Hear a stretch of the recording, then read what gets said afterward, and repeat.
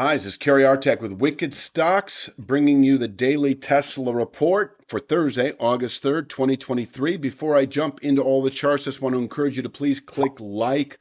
Please become a Wicked Stocks YouTube channel subscriber. Please share the content, if you would, with friends and colleagues. And please check out wickedstocks.com, where we offer a full suite of both daily and weekly analytical videos, just like the daily Tesla report, daily analysis in the SPY and the Triple Q, weekly analysis in the S&P 500, NASDAQ 100, and the long bond ETF, the TLT, as well as two individual stock picks a week that you never see on YouTube that cater to both the 3 to 5 week swing trader out to the 3 to 5 month near-term investor, always looking for 20% gains or more on those individual stock picks. We also offer a 5-day free trial up front. So if you don't like what you've seen after, 3, 4, 5 days, you can cancel your subscription at no cost to you whatsoever. And as far as the Wicked Stock subscription goes, it also includes SPY analysis. The point I'm making here is the weekly SPY chart. I showed last week a weekly S&P 500 index chart.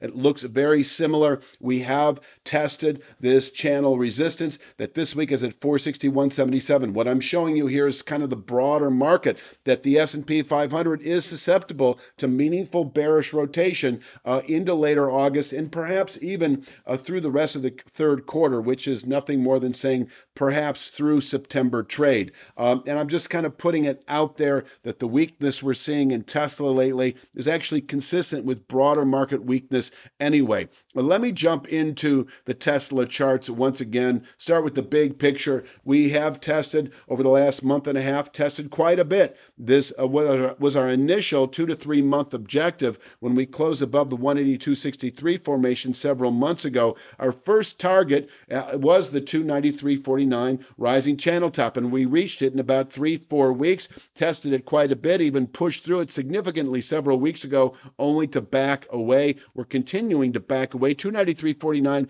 is what I call our midterm resistance, able to contain monthly buying pressures and below which we can fall to channel support over the next month or two. I say can, it's not expected, but it is quite common to fall from the low 290s support. This is the daily chart into the low 290s resistance into the lower 200 support within a month or two of testing that meaningful channel resistance at 293.49. So this is actually kind of what I would call our into later August dynamic. We are approaching 244.51. This is a rising speed line projected off that June low, rising 1/3 speed line. There is one rule of thumb that says that the trend remains in a buy downside pullbacks dynamic above the 1/3 speed line, and we are above the 1/3 speed line. So I'm giving respect to 244.51. You're always looking at the different time frames and structures.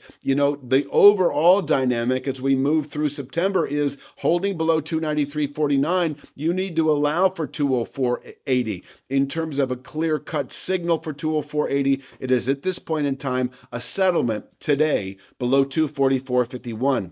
Until then, we can bottom out at 244.51 through next week, and over the next few weeks rally back to the 293.49 long-term channel top. But once again, if we close today, for instance, below 244.51, the next 2 to 3 weeks should see 204.80. And over the next week and a half, 2 weeks, 204.80 climbing daily converges with that 217.65 February 23 prominent high. So it may be just that closing below 244.51.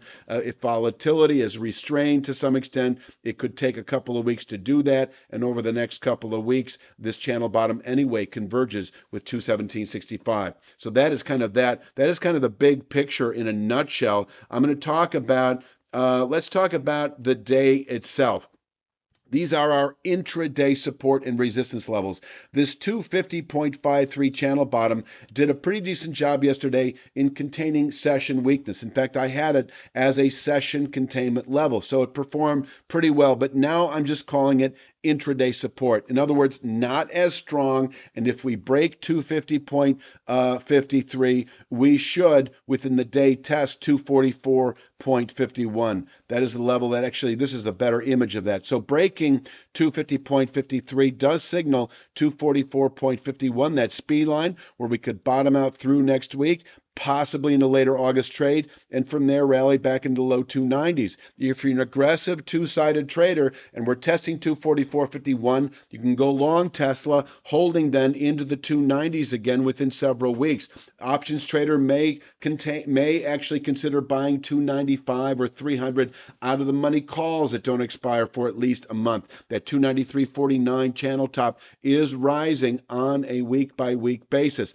Inversely, if we close below 244.51 and your time horizon is several weeks out and you bought the 295 out of the money calls, I would consider covering that position and reaching perhaps for 205 or 210 out of the money puts that don't expire for at least a month. That is kind of the play right there. And once again, if we break 250.53 today, 244.51 is likely. A big test for this market as we move into next week and even into later August. Once again, closing below it, this market continues unraveling to the channel bottoms at 204.80 over the next 2 to 3 weeks, which once again rises to 217.75. I think it's August 21st or August 25th. Now, just keep in mind that holding above 244.51 maintains a bottom picking dynamic on a near-term basis, which is to say through next week and into later August. We could rally back into the low 290s once tested. Let's cover the upside now, and I think that is properly shown here on this chart, but I'm going to zoom in just a bit and show it on this one. This is our 259.52. That's our intraday upside pivot point. I already showed the downside pivot point at 250.53. Upside is 259.52. And if we push above 259.52, we could, by the end of the day, reach 269.27. That would be a significant rally. But just know, if we push through 259.52 today, I see a good low for the day, first and foremost, and quite possibly as the day wears on, especially if this occurs early enough in the day, we can reach 269.27 on an intraday basis. This level able to contain session strength, and we could perhaps fall off from here again as we move through Friday and into early next week, down to that 244.51 formation. This actually shows it pretty well. We could test 269.27 and perhaps fall back to the 244.51 speed line within 3 to 5 days. So 269.27 over here to the far right is a level. It's a great day trade level. If you go long above 59.52, you could hold out for 69.27 as a profit-taking level. And you could also perhaps go short there because we could fall off from there. And this is, you never really know exactly how it's going to play out. But if there's one short sale zone over the next 3 to 5 days from present price levels, it is a rally to 269.27, then allowing 244.51 by the end of next week or sooner. And once again, closing above 269.27, it really is a signal to go long if you're not already over the next 3 to 5 days into later next week. Closing above 269.27, I do think it's likely that by the end of next week, we will retest that 293.49 long-term channel top, where once again we can top out on a monthly basis, and only if we can close above 293.49 at the end of a week by a 1% margin. This week's magic number is 296.42, which is not going to happen, but we'll be watching this on a week-by-week basis, of course, as we have been now for the last couple of months. If we were to close above this formation to the end of any week, then it's all systems go to the upside through the rest of the year. The next 3 to 5 months then likely to yield 414.49 November 21 all-time high. I don't think there's really anything else to be said. I'll leave you with this image. Please click like, share, subscribe. Check out wickedstocks.com. I'll be back tomorrow with Friday's Tesla. You have a great day.